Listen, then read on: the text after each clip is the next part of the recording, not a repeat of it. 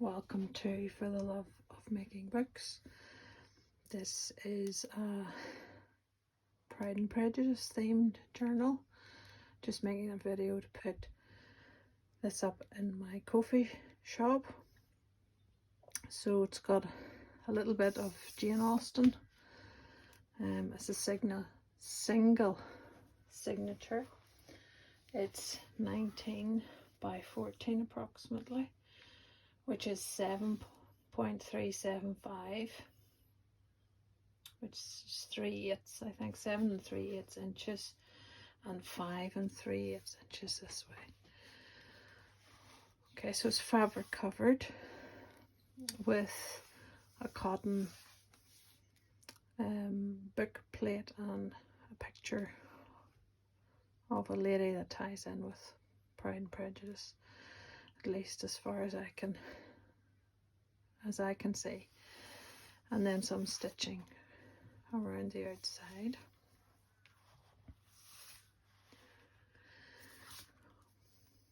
It has 17 sheets of paper or card or envelopes, which gives you 68 pages, and that's including all the envelopes, vellum and cards.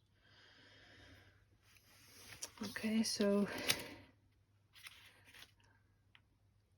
a lady relaxing in a hammock in the garden, there is the inside front cover.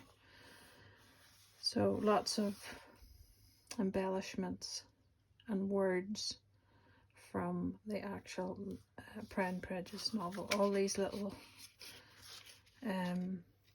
phrases are from the novel. So a little cottage there, ties in maybe with the era. Embellishments from content pages. Some old script. This is a side pocket, and they've just, because I've only one single sheet of paper.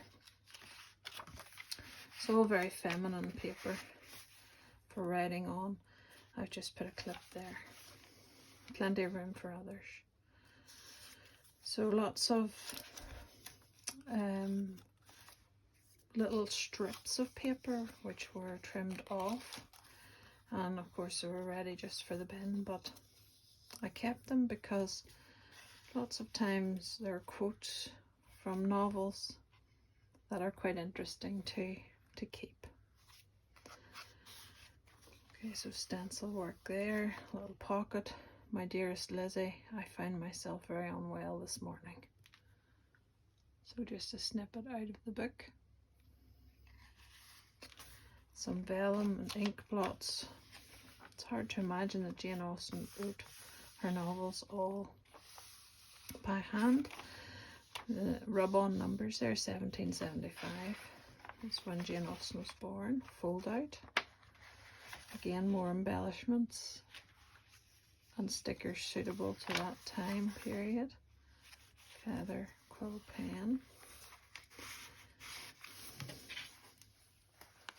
So that's a little biographical detail. She was born then in 1775, the 16th of December, to the Reverend George Austen and his wife Cassandra. 7th child, so she had to marry well. Another little pull out using an extract from the book. Mr. Bennet was among the earliest of those who waited on Mr.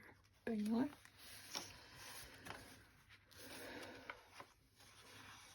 It's a little label. That's just an embellishment. Side pocket and number rub-ons. A little bottle of perfume. Ginkgo. Another little quote piece of paper. I explained I have clipped them in because I feel as if there's room for so much more. And so a little piece of card and packaging or something like that. So this is a rectangle out of the book, and then just with a rectangle of scrapbook paper and a folded corner just to reinforce the pocket, and a vellum sticker and some stamped note paper.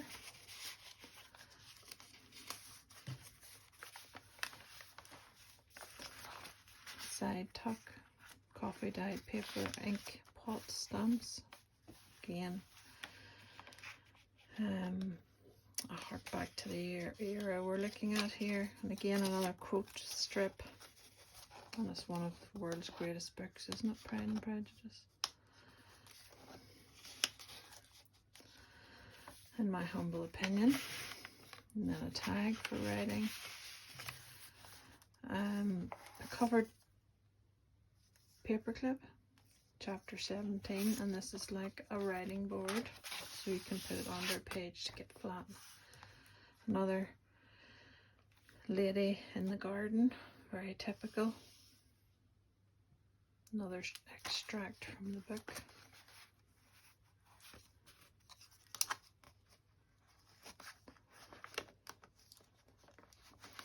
I'm reaching around my camera here, so her name, vellum pocket, another piece of that. Floral paper.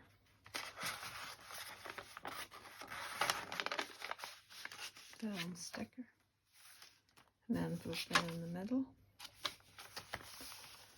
A label stamp. Again, I'm not taking this out. I think those are two single pieces. A little paper, piece of paper with some script stamping, clock, stenciling. Actually, vellum sticker, vellum page, and a rub-on, ink blot stamp, more paper, fold out. That's avocado dyed paper. A card. She was herself again. This is a funny extract from the novel. Don't keep coughing so, Kitty, for heaven's sake. Have a little compassion on my nerves. You tear them to pieces. Kitty has no discretion in her coughs, said her father. She times them ill. I do not cough for my own amusement, replied Kitty fretfully. We've all suddenly become conscious of coughing, haven't we? Just little scraps of paper. Silver birch stencil in the back there. One of the title headings at the top of the page with a pen, ink pen stamp, script stamping. More paper. It is blank on the inside. A tuck. Chapter 19, some coffee dyed note pages with an ink blot stamp, more of the same floral fabric, and I thought the tree would be nice because Austen must have liked to walk in the woodlands because all her characters, if only it was safe to walk in woodlands on your own now. Another ink blot stamp. And then another little quote from the book, or extract. Elizabeth's impatience to acquaint Jane with what had happened could no longer be overcome, and at length resolving to suppress every particular in which her sister was concerned, and preparing her to be surprised, she related to her the next morning the chief of the scene between Mr. Darcy and herself. Vellum's flower sticker. Another one of those little pockets.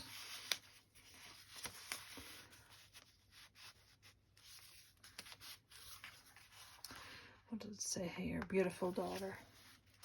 Of course, Elizabeth was a beautiful daughter. Another extract. Happy for all her maternal feelings was the day in which Mrs. Bennet got rid of her two most deserving daughters.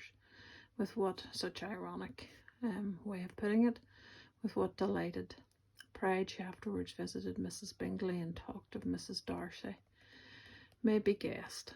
Mrs. Bingley, of course, was Jane. Mrs. Darcy was Elizabeth. I wish I could say, for the sake of her family, that the accomplishment of her earnest desire and the establishment of so many of her children produced so happy an effect as to make her a sensible, amiable, well-informed woman for the rest of her life, though perhaps It was lucky for her husband, who might not have relished domestic.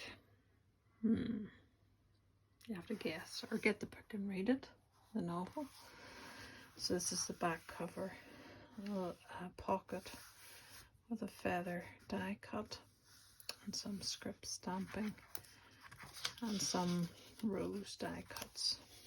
And on the back page there's a little farewell with the Gardiners. They were always on the most intimate terms. Darcy as well as Elizabeth really loved them, and they were both ever sensible of the warmest gratitude towards the persons who, by bringing her into Derbyshire, had been the means of uniting them.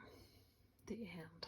So appropriate for the back cover, and some more writing space there. So I hope you enjoyed that. Flip through. That's the hardest word in the English language to say. I've just a simple elastic tie, which can be removed if need be, because the book stays closed unless you added more things to it. So I hope that was interesting, and that if you're interested in looking at it in the coffee shop, you will do that. Thank you.